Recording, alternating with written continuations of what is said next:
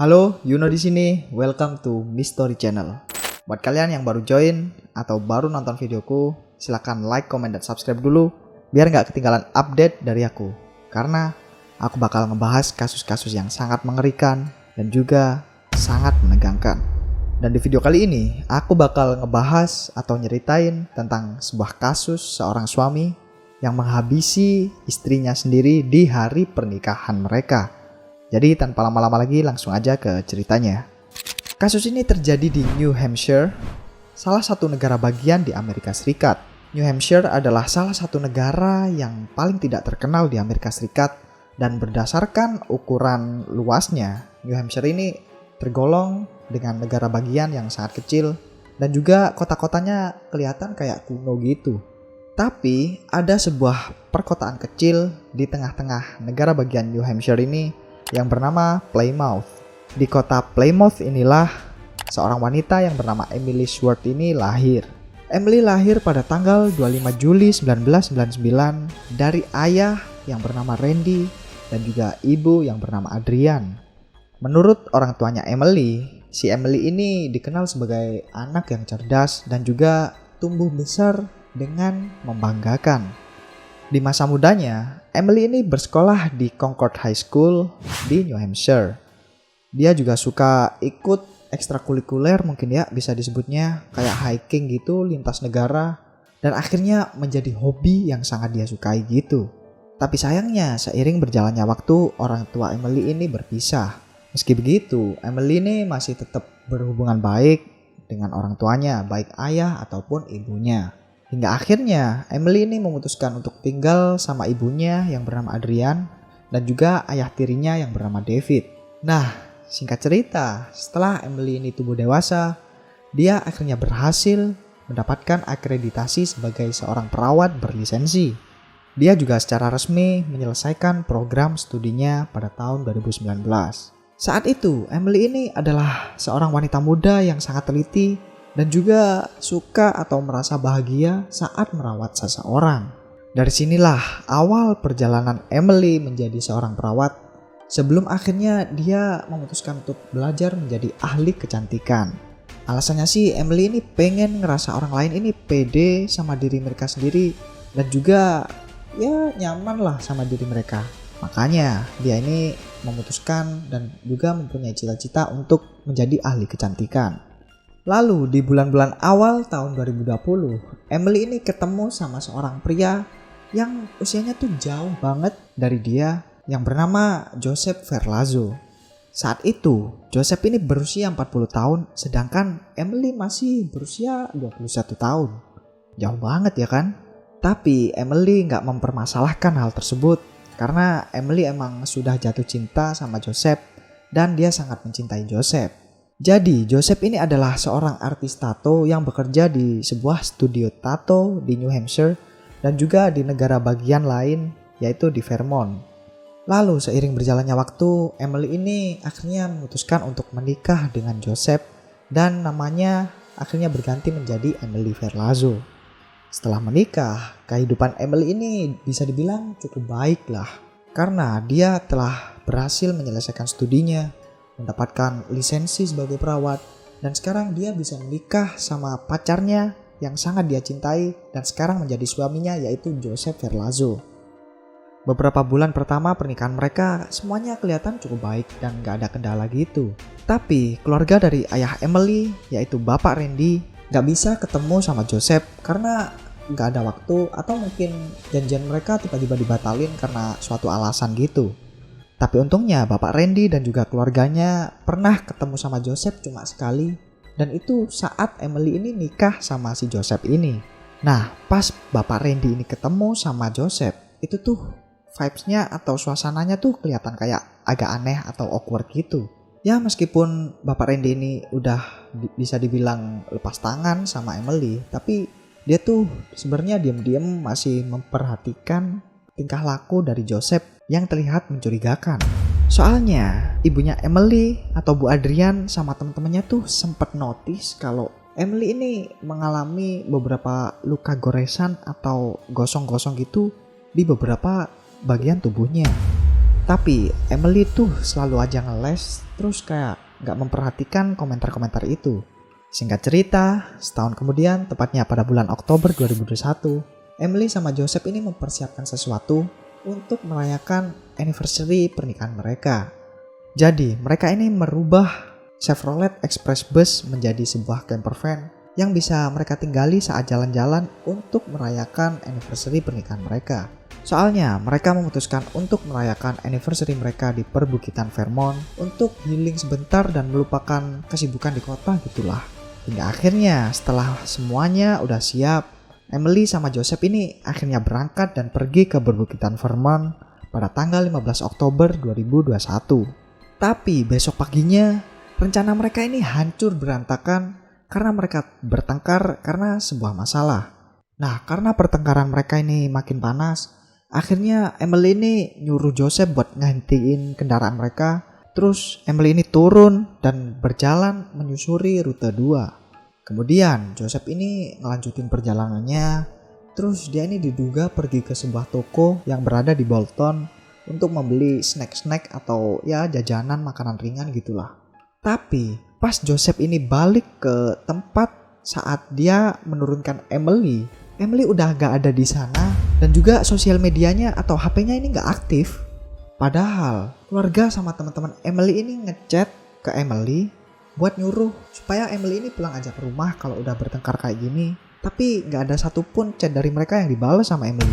Karena itu Joseph akhirnya menyusuri jalanan tersebut sekali lagi buat mencari Emily.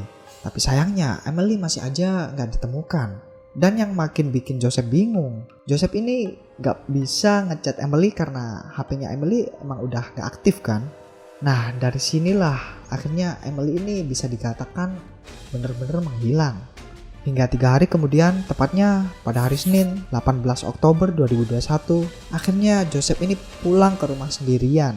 Gak lama kemudian, orang tua Emily juga akhirnya menyadari kalau ada sesuatu yang gak beres dan mungkin aja Emily ini menghilang. Soalnya mereka ini udah curiga sama Joseph setelah melihat beberapa goresan luka yang berada di beberapa bagian tubuh Emily. Nah kebetulan saat itu Joseph ngasih tahu ibu Emily yang bernama Adrian dan juga ayah tirinya yang bernama David tentang pertengkaran yang mereka alami saat merayakan anniversary mereka. Tapi kedua orang tua Emily gak percaya kalau Emily tuh hilang gara-gara mereka berantem. Tentu aja keluarga Emily ini sangat terkejut setelah ngedengar kalau Emily ini hilang secara misterius. Selain itu, keluarga Emily juga menyadari kalau akhir-akhir ini sekitar setahun ke belakang Emily tuh udah berubah gak kayak dulu lagi. Nah, gara-gara perubahan itu, Joseph ini juga ngerasa gak nyaman karena emang ya mungkin perubahannya karena terlalu drastis kali ya. Tapi yang menjadi pertanyaan dan juga bisa dibilang hal ini cukup mencurigakan, Joseph ini pulang menggunakan mobil yang berbeda, bukan camper van yang dia bangun bersama dengan Emily. Nah, Joseph ini ternyata membawa sebuah mobil Jeep Wrangler, terus nggak tahu camper van-nya ditaruh mana. Nah, abis ngobrol-ngobrol seharian sama Joseph, kekhawatiran keluarga Emily ini makin meningkat setelah petang tiba. Keluarga Emily ini berpikir mungkin aja Emily ini tersesat di sebuah hutan yang nggak ada sinyal, yang membuat dia menghilang dalam hitungan detik gitu aja. Nah karena panik ya kan, keluarga Emily ini langsung membuat laporan ke polisi tentang hilangnya Emily pada malam itu juga. Setelah mendapat laporan tersebut, polisi langsung bergerak untuk menginvestigasi dan mencari keberadaan Emily di tempat terakhir kali Emily berada. Tapi karena saat itu tim investigasi kurang personil, polisi pun akhirnya melarang beberapa media untuk meliput kasus tersebut. Ya mungkin aja mereka masih belum bisa mastiin ya, dan kurangnya informasi tentang keberlanjutan kasus Emily ini. Nah gara-gara itu keluarga Emily ini tentu aja makin khawatir ya kan tentang keselamatannya Emily. Lalu keesokan harinya pada hari Selasa, polisi mengabarkan kalau mereka ini lagi mencari Joseph Verlazzo. Soalnya dia gak bisa dihubungi dan dicari sejak 24 jam terakhir. Selain itu, polisi juga mempunyai sebuah alasan kenapa mereka pengen menemui dan berbicara dengan Joseph. Soalnya, kemarin malam pas polisi ini mencari keberadaan Emily, mereka dapat telepon dari seorang pria yang mengaku sebagai temannya Joseph. Jadi, pria ini yang mengaku temannya Joseph itu nelpon polisi di tengah malam terus bilang kalau dia habis ngusir Joseph dari mobilnya. Jadi, alasan pria ini mengusir Joseph dari mobilnya adalah karena Joseph ini habis ngaku ke dia kalau Joseph baru saja menghabisi Emily, istrinya sendiri, dan juga memberitahu lokasi keberadaan camper van milik Joseph dan juga Emily yang di dalamnya ada tubuh atau jasad dari Emily. Setelah mendapat laporan tersebut, polisi langsung bergerak ke alamat di mana tempat camper van itu berada yang ternyata terletak di sebuah rumah atau halaman rumah yang berada di St. Albans. Nah, setelah itu sore harinya polisi akhirnya berhasil menangkap Joseph yang saat itu berada di toko swalayan. Sebenarnya nih, polisi itu nggak bisa menggeledah camper van milik Joseph dan juga Emily, soalnya mereka nggak punya surat perintah yang sah gitu. Masalah lainnya, mereka juga nggak punya surat-surat yang sah buat menangkap si Joseph ini. Karena itu, polisi meminta Joseph untuk ikut mereka ke kantor polisi terdekat, dan untungnya Joseph ini bersedia untuk mengikuti permintaan tersebut. Nah, di kantor polisi inilah akhirnya Joseph mengakui semuanya. Ternyata Emily ini emang gak hilang dan emang dihabisi sama Joseph pada hari Sabtu 16 Oktober 2021 dini hari.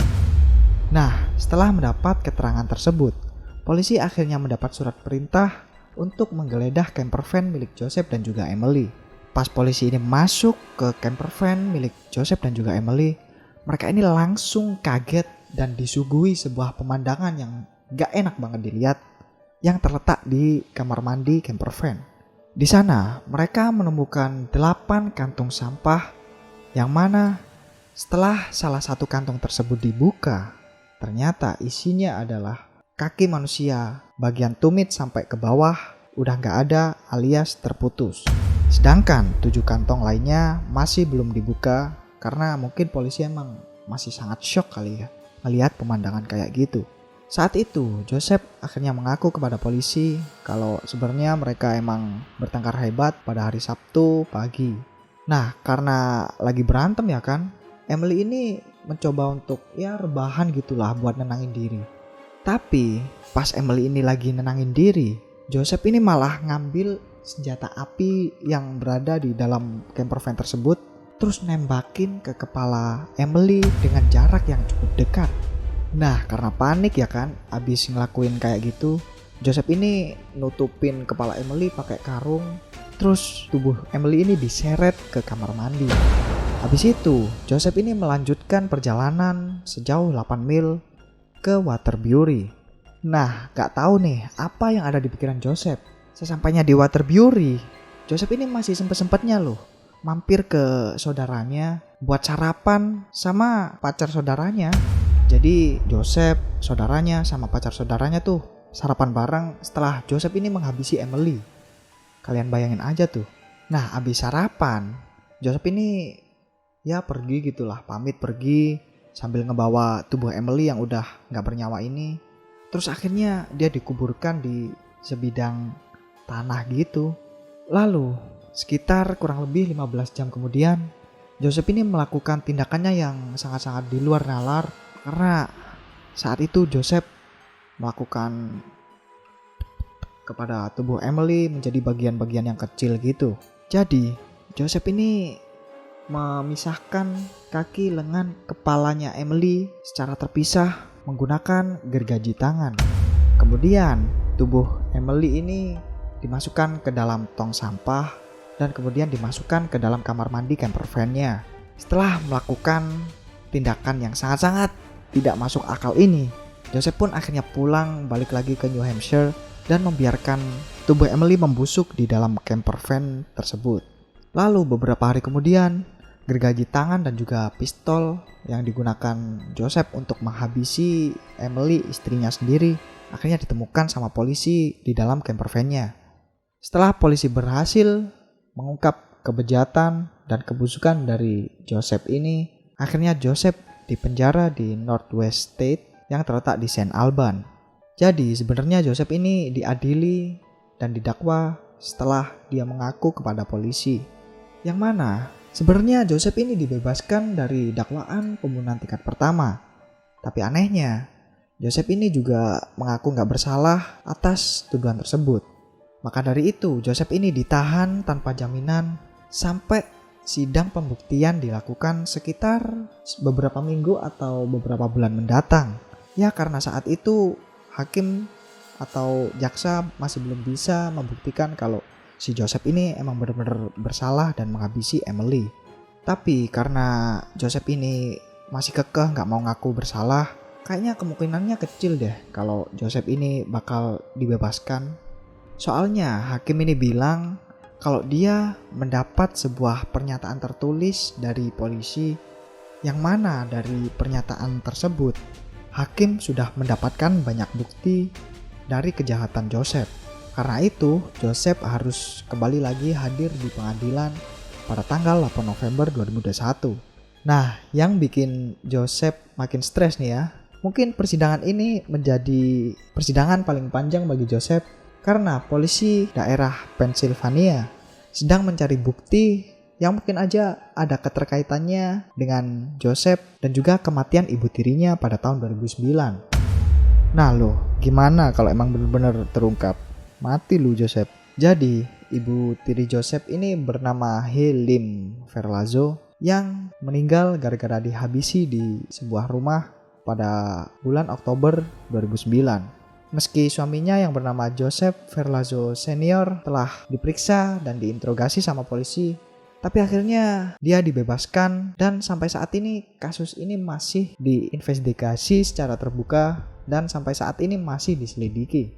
Nah, yang mencurigakan setelah Joseph ini diselidiki, ternyata Joseph mempunyai beberapa akun Facebook dan salah satu akun Facebooknya ini, Joseph memakai foto profil dia sedang memeluk wanita lain.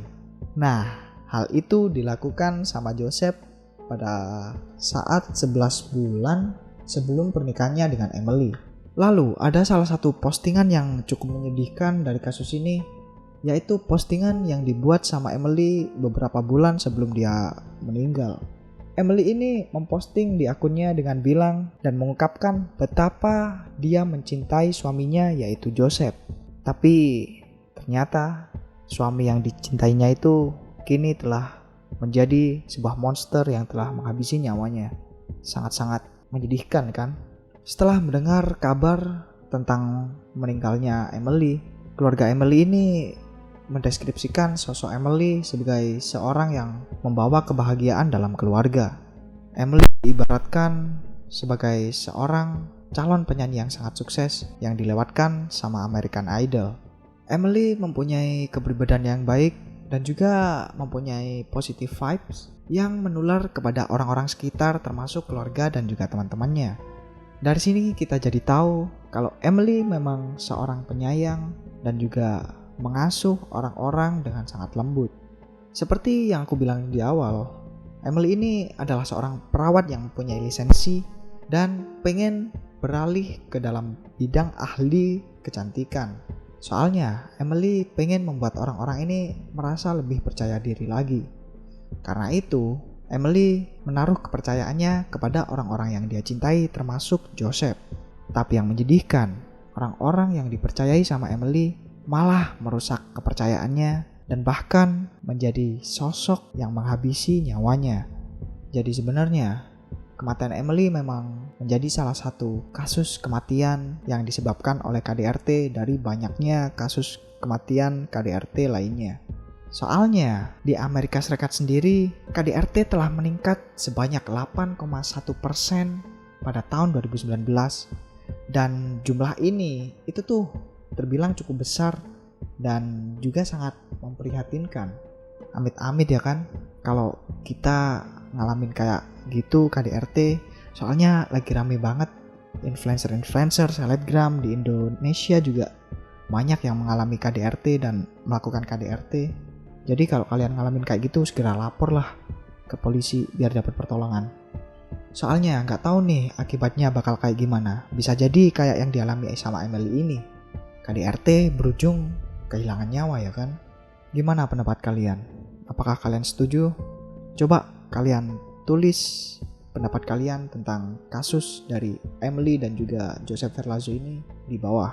Oke, sekian dulu ceritanya. Dan itulah rangkuman kasus dari Joseph Verlazo yang tega menghabisi istrinya sendiri di hari ulang tahun pernikahan mereka. Jadi kalau kalian punya kasus lain yang menarik untuk dibahas, silahkan komen di bawah atau DM sosial media kami. Jangan lupa follow juga ya. Dan jangan lupa juga buat like, komen, dan subscribe biar nggak ketinggalan update dari kami. Sekian dulu dari aku, see you on the next video.